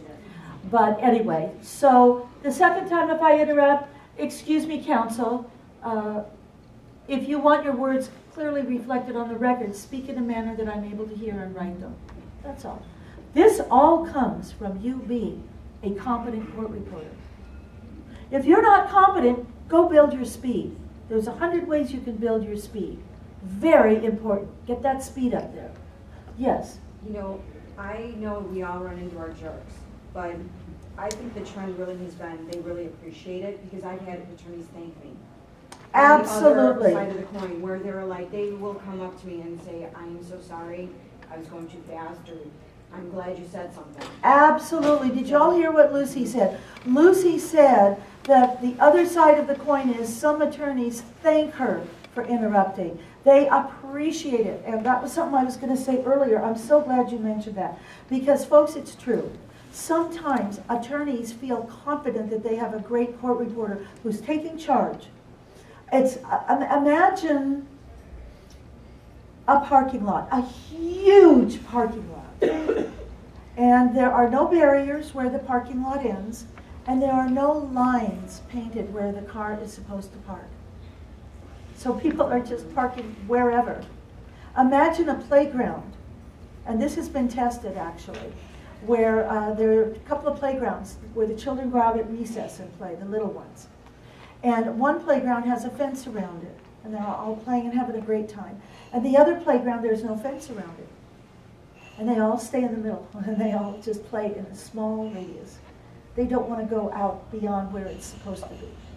And to have guidelines and to have somebody who knows what they're doing and taking charge is a wonderful thing. The thing is, we need to learn how to be wonderful and strong and how to do it correctly.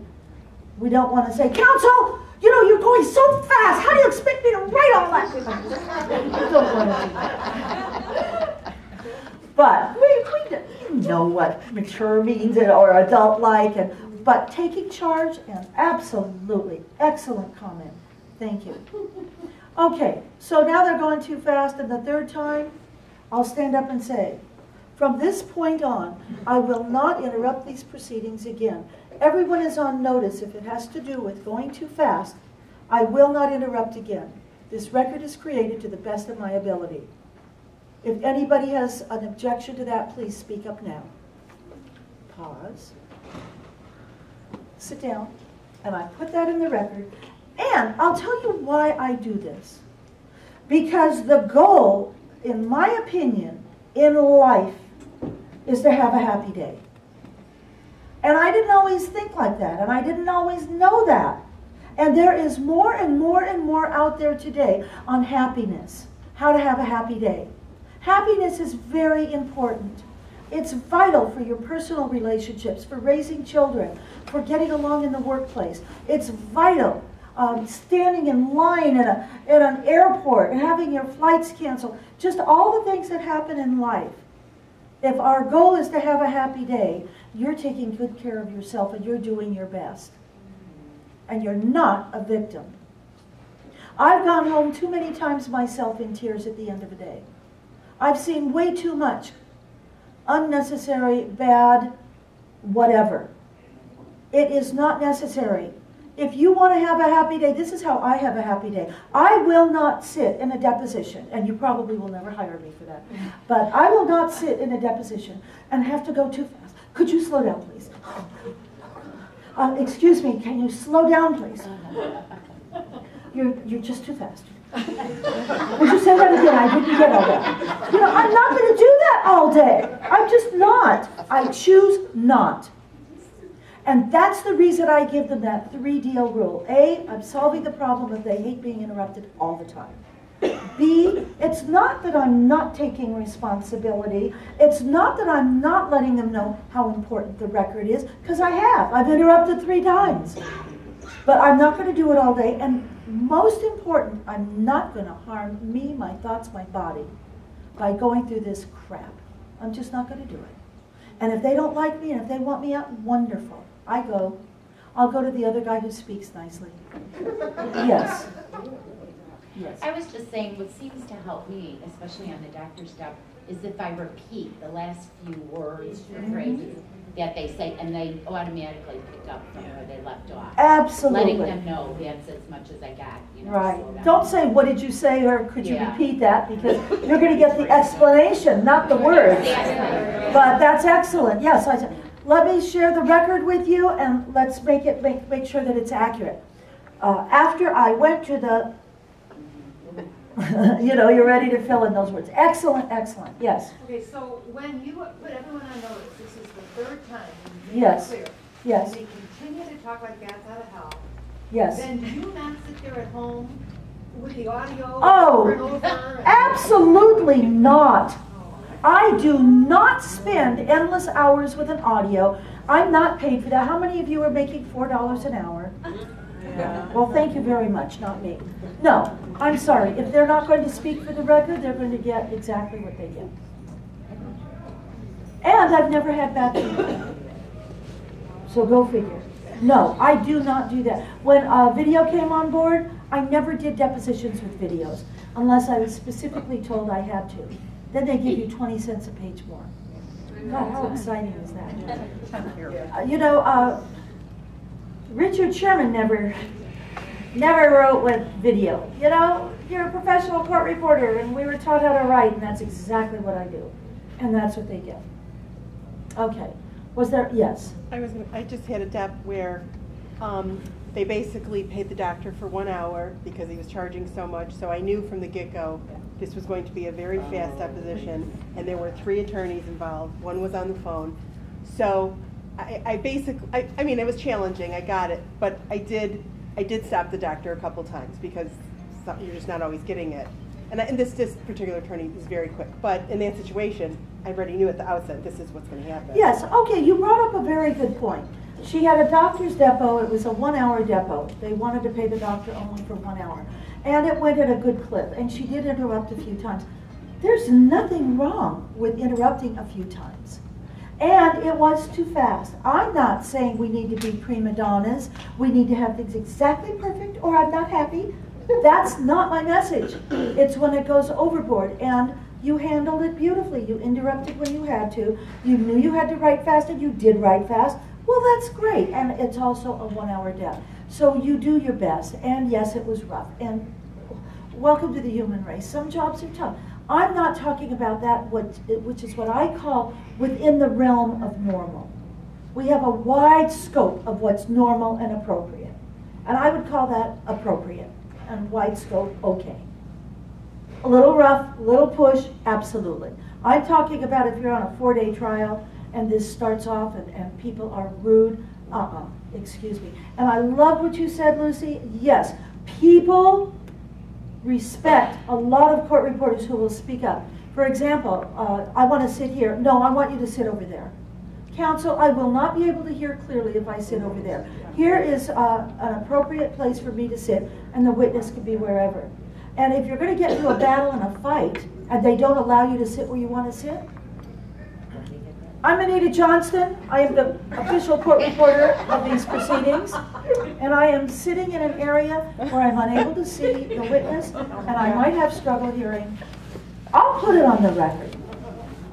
How about this one? How about this one? Court reporters tell me I talk too fast. Oh, yeah. Why did the attorney say that? Is it to get your goat? Is it to upset you? How dare they talk that way to me? You know what I do? Slow down. I say this, I say, oh, I would never tell him to slow down. He's been told that 20,000 times. Loves it, right? I mean, I don't know what his motive is, but I'll tell you what I do. Great counsel. So you already know you talk too fast. Well, good for you. Ready to start the deposition? Would you swear the witness, Madam Reporter? Sure. I am Anita Johnston. Mr. Balderdash approached me before this deposition and informed me that court reporters tell him that he speaks too fast. Because of that, I will never interrupt Mr. Balderdash and ask him to slow down. Everyone is on notice at this point in time. This record is created to the best of my ability. If anyone has a problem with that, please speak up. Pause. Would you raise your right hand? Yes. Could I take you with me? No, but folks, really, are they doing something to irritate you? Every word, absolutely. Because what I've done is I've protected myself, I put everyone on notice what's going on, and now I write and then they get dashes. Can you get a copy of what you say? Yeah, do you have that? I'm out of time now, we'll talk about that later, I'll be glad to. Come to my workshop. I mean, this is what we do in the workshop. We have extra stuff. Okay, and I'll have a webinar on this. Okay, we'll do a webinar on this. Jeff, right? Yeah? Good? Webinar on how to answer these difficult situations. Yes. This is all fine and good, and each deposition is unique, and you know, you go with the flow. And but sometimes there is just the inability to interrupt, because I take video depositions, and in one instance, unbeknownst to me, they all appeared in court to determine whether or not the plaintiff has the ability to testify, because he has a speech impediment and English is not his first language, and there's no interpreter. It's videotape. This went on for hours, and where were you born? Okay. In Guyana. I understand. The bottom line, she's saying, let me focus. I understand, honey, but we're out of time, so I need to focus here. Her comment mainly was there are sometimes you don't have the ability, there's an inability to interrupt, you just can't. And it's videotape. Well, guess what? Do you think that I think that it's impossible to interrupt? No. I don't know what the word inability. I don't know what the word inability to interrupt means. That's not in my vocabulary. It's not in my thought process. I really don't care what is videotaped or what isn't. I am completely unimpressed if something is on video. I do exactly what I do. I am going to behave the way I behave. I am proud of myself, and that's what I present. Okay. You know what? We are out of time. Give me just 1 minute. I need to wrap up. We've talked about mumbling. We've talked about going too fast. What if they're interrupting on top of each other? Number one, counsel, please speak one at a time. They go back and interrupt. Second time. Counsel, if I know the attorneys and I'm having a good time, right? Counsel, some attorneys think that if you speak loud, that your words are going to be on the record. That's not how I report. I write the cutest attorney. If you know them and you're having a good time. I said only if you know them and you're having a good time. Otherwise, the second time, counsel, when you interrupt, okay. When you interrupt, there's a chance your words will not be on the record. That's all. And then the third time I stand up, make my announcement, I will not interrupt again. And I just do that whole thing again. But I forgot to tell you, on speeding, one court reporter says, counsel, I'm licensed to write at 225 words a minute. I do write at 240 words a minute. You're speaking 340 words a minute. Which 100 words would you like me to leave out?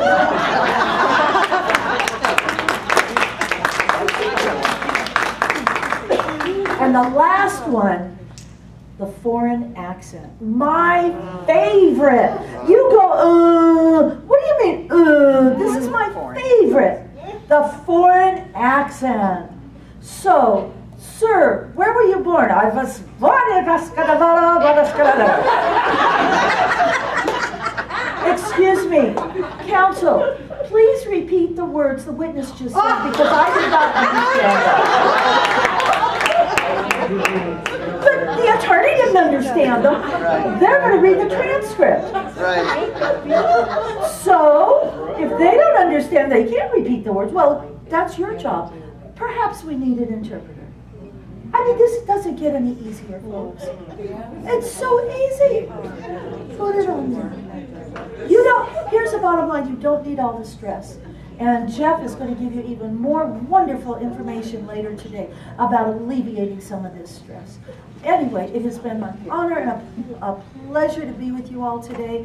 Have a wonderful lunch, and I hope to see you all again. Thank you. Well, there you go. You're done. How easy was that? I hope you had a great time taking this program. Now you have a few more CEUs to add to your CEU bucket there.